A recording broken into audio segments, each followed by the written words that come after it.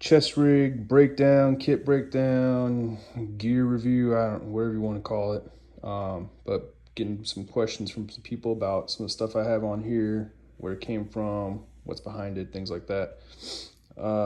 So without getting too crazy with this intro, we'll just start going from left to right, so to speak. So the base is a Tracer Tactical Scout rig. I like it because of this H harness and these shoulder pads. They're not really pads, but there is a little bit of foam in there, which I like. Then run along the front right here. This is just a Spirit System GP pouch. Just have an emergency Mylar blanket in there. And then this pouch is basically like I guess you'd call it like a signaling kit, right? So in there I just have some paracord, but it has one of those orange whistles on there, works pretty well. Headlamp, smoke, some chem lights, different colors, and then the infamous buzz saw. I do have a IR chem light that I also keep with me. That's a video for another day. Here, just a spiritus TKO pouch with another tourniquet in it. Mechanics gloves. I forget what the name specific model these are, but they're a little thicker than those 0.5 millimeter ones that a lot of guys have. But I've been running for a while and they're pretty good. All right, so Spirit System sack pouch underneath here. This is my IFAC. Kind of pull some stuff out and I'll talk to you why I got it. So SWAT tee, not for me, but for others. Others being children and animals. If you know anything about med, you know that you put a cat tee or a soft tee on a kid, like a small child, you could, basically break their arm, so to speak, because they don't have as much bone density or muscle density and fat tissue as adults do. So SWAT tee is a good tourniquet for people like that, or animals like dogs, canines.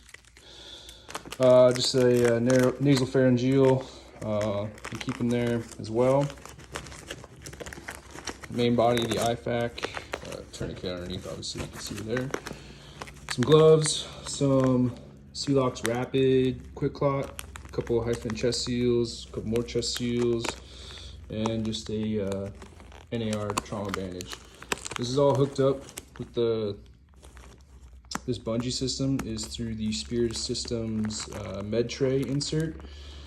And at some point later on too, I have one of their, God, I already forget the name of it, one of their new packs that is keeping my truck with a bunch of extra medical stuff as well. All right, moving up.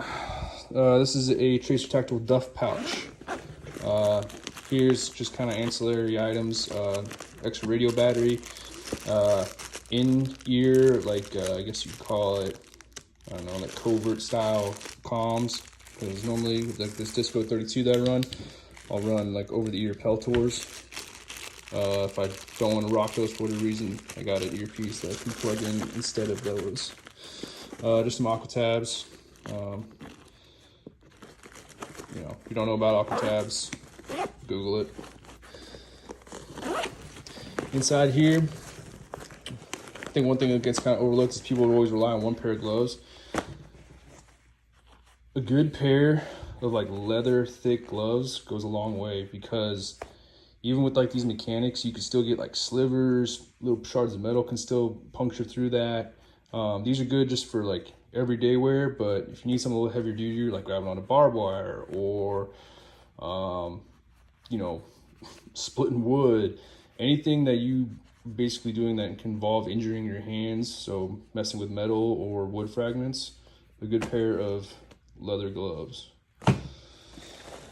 In here, just got some face paint, as well as one of these Cane of Provisions personal water decon kits. These things are great because they almost have no profile to them whatsoever. I got 6 of these things throughout different bags and different stuff in my house. I moved up to this big pouch here. Another Spiritus Systems GP pouch. This is like my water kit basically. So in here, got an Nalgene Classic with a steel cup. Reason for the steel cup is if I gotta boil water, I have something to boil it in. Some like liquid IVs and Pedialytes, just for, obviously electrolytes, but also flavor. And then one of these life straws. This life straw, this idea, stole this from Adam at Spirit Systems, and I guess he stole it from Fred from County Crew Tactical. If you don't follow both them, you should, because those dudes know a lot of stuff about a lot of things. So, life straw, right? Think of like pace planning. So you have primary, alternate, contingency, emergency. This would be like basically the E, like the emergency, all right? Reason being, like Adam kind of talked about too in his video, they talked about, I'm going to basically use this to drink directly from a water source, not necessarily to filter water, to put into, said like in my Nalgene or something like that, but basically to drink water when I can find it and keep moving. Taped it up as much as I can.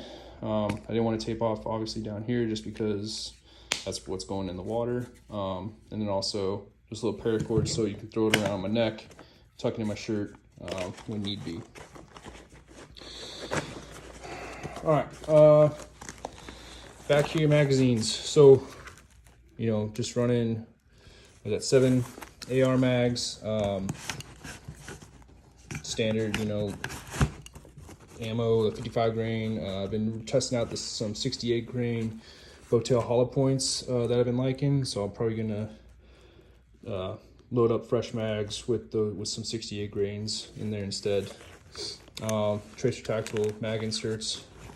Right here is just I think this one's actually a Spiritus, or maybe it's a Tracer insert for radio. So for a Baofeng or for Motorola, kind of a couple different comm setups that I got. Trauma shears back there, because a lot of dudes talk about medical stuff. They talk about having, CATs and chest seals, but a lot of those guys, they hardly ever have trauma shears. And if you follow March algorithms, M, being massive, bleeding, you will find that dudes that get shot, stabbed, anything like that have those kind of massive hemorrhaging, you're going to have probably more than one wound. For example, a gunshot wound, you're going to have an entrance and an exit. Well, trauma shears, good way to cut open all that clothing to get to those said wounds to, put a chest seal on, or put a tourniquet on, etc. So make sure you have a good pair of trauma shears on you. All right, this kind of admin pouch here, just map, pens, charging cable for batteries, little red light so I can see in that pouch if I need to. Nothing crazy there. Lens wipe, because we have optics and stuff. You got to keep those lenses clean, All right, in here, it's a Garmin. All right. Normally, I keep this on my person. It's kind of basically like my first line gear, if you want to call it that. But this one specifically, Garmin InReach, obviously gives you map and GPS capabilities, but it also allows for communication, like text message, SATCOM stuff. Obviously, you pay for the subscription, which I do, but just the basic one, you get like 10 messages a month, I think. I charged this thing when I initially got it, and I haven't had to charge it since. And I bet you it's probably either at 100 or close to 100% right now.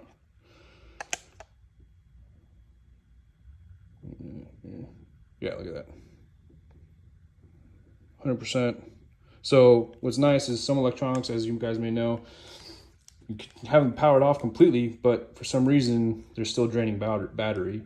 It obviously is not a lot, but it's enough to where you don't use it for a while and then you turn it back on and like, why is my battery down 5%? I haven't used this thing in months.